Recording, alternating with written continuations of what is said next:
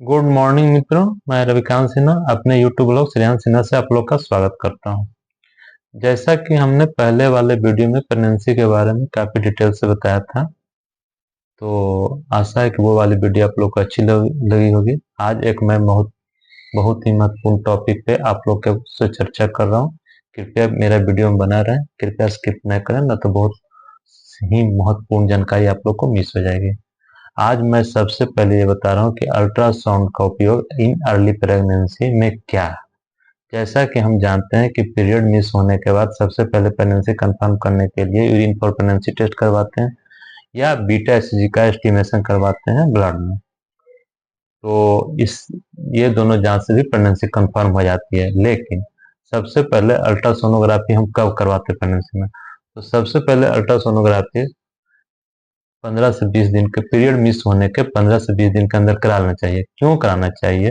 क्योंकि इससे पता चलता है कि प्रेगनेंसी इंट्रायूटेराइन कैविटी में है कि एक्स्ट्रायूटेराइन है। मतलब एक्स्ट्रायूटेराइन कैविटी में है तो वो इक्टोपिक हो सकता है। इक्टोपिक प्रेगनेंसी जैसा कि हम जानते हैं कि जान के लिए बहुत ही खतरनाक है। तो इक्टोपिक प्रेगनेंसी को रूल आउट, मतलब वो है कि नहीं, जानकारी के लिए 15 से 20 दिन में अल्ट्रासाउंड करा लेना चाहिए। उसके बाद सेकंड इसका उपयोग है कि प्रेगनेंसी सिंगल है कि डबल है, ये भी जानने के लिए जरूरी है।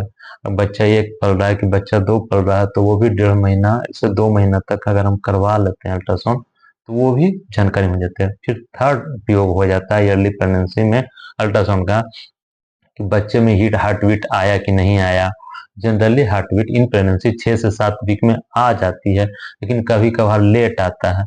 तो हार्ट बीट आने का मतलब कि उसमें वायबिलिटी या लाइफ आ गया। और हार्ट बीट इन ईयरली प्रेगनेंसी 6 से 7 वीक में कम रहता है, लेकिन वो 7 से 8 वीक में बढ़ जाता है। मतलब कि 6 से 7 वीक में हार्ट बीट 110 या 115 के आसपास रहता है, और इन आगे 7 to 8 वीक में 180 to 185 रहता है। हम लोग के समाज में कुछ ऐसा भी मिथ्या है, जैसा कि हम रोज सुनते रहते हैं कि सेक्स का डिटर्मिनेशन कुछ लोग हार्टबीट से करते हैं, जो कि एकदम गलत है, सरासर गलत है। ऐसा कोई कहीं से इवैल्यूएशन नहीं है।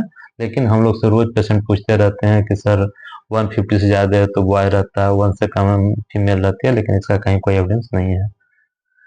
कहीं कहीं किसी किसी प्रेगनेंसी में कि धड़कन 7 से 8 वीक में नहीं आता, लेकिन सैक इरेगुलर है, सब कुछ सही है, ब्लीडिंग पेशेंट को नहीं आता है, तो हम वो अल्ट्रासाउंड के लिए आता है, तो हम लोग रिपीट बोलते हैं कि करा लो। अगर 7 से 8 वीक में फीटल पोल नहीं आया, धड़कन नहीं आया, तो प्रेगनेंसी को खराब माना जाता है। और ऐसे में फीटल पोल प्रेजेंट और धड़कन नहीं आया तो मिस्ड एबॉर्शन का रिपोर्ट बनता है। अगर फीटल पोल नहीं है और पानी का थैली ओनली है 7 to 8 वीक तक, तो ऐसे को ब्लैटेड ओवम मानते हैं। जनरली दोनों कंडीशन में मिस्ड प्रेगनेंसी हो चाहे ब्लैटेड हो, प्रेगनेंसी को टर्मिनेशन ही सलाह दी जाती है। कुछ कुछ दवा के बल पे ये ब्लीडिंग नहीं होती है, लेकिन जैसे ही दवा छोड़ते हैं ब्लीडिंग चालू हो जाता है, मतलब ये अपने आप से बाहर निकलने के लिए तैयार रहता है। तो ये ब्लैटेड होम चाहे मिस्ड प्रेगनेंसी, हमने दोनों समझा दिया। ब्लैटेड होम फीटल पोल नहीं रहेगा, सैक इरेगुलर आगे जाके हो जाएगा। मिस्ड प्रेगनेंसी में सैक इरेगुलर रहेगा, फीटल पोल में हार्ट बीट नहीं रहेगा। लेकिन दोनों का फाइनल इलाज टर्मिनेशन ऑफ प्रेगनेंसी है। कभी कभार ब्लीडिंग इन ईयरली प्रेगनेंसी होने पे अल्ट्रासाउंड कराना लेना चाहिए, क्योंकि एक साइन आता है, एक रिपोर्ट आती है थ्रेटेंड एबॉर्शन। इसमें क्या होता है कि वो धमका रहा है कि हम प्रेगनेंसी खराब हो जाएंगे। मतलब इसमें यह होता है कि हार्ट बीट रहेगा, थोड़ा बहुत पेशेंट को ब्लीडिंग का कंप्लेन रहेगा, सब कोरियोनिक हेमाटोमा रह सकता है, सैक थोड़ा बहुत इरेगुलर रह सकता है।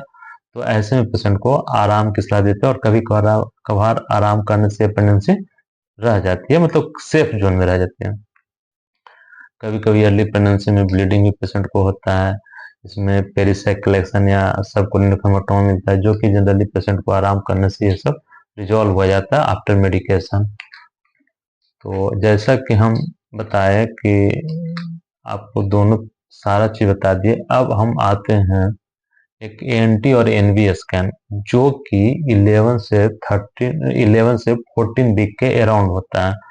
और एनटी और एनवी स्कैन को हम लोग ग्रेड लेवल 1 स्कैन भी बोलते हैं, लेकिन ये 11 से 13 वीक के 14 11 से अप टू 14 वीक तक हो जाता है। ये सॉफ्ट मार्कर टेस्ट है क्रोमोसोमल एबनॉर्मलिटी या जेनेटिक एबनॉर्मलिटी खोजने के लिए।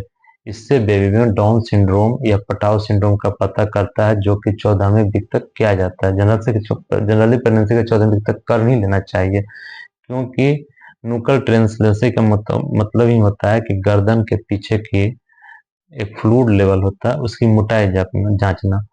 तो आफ्टर 14 वीक्स ये वाली मोटाई या फ्लूइड का लेवल रिजॉल्व हो जाता है, जिसके कारण आफ्टर 15 वीक अगर हम ये जांच कराते हैं एंटी स्कैन, तो उसका कोई मतलब नहीं है, क्या कि वो दिखता ही नेचर से, तो उसका कोई मतलब नहीं रह जाता है।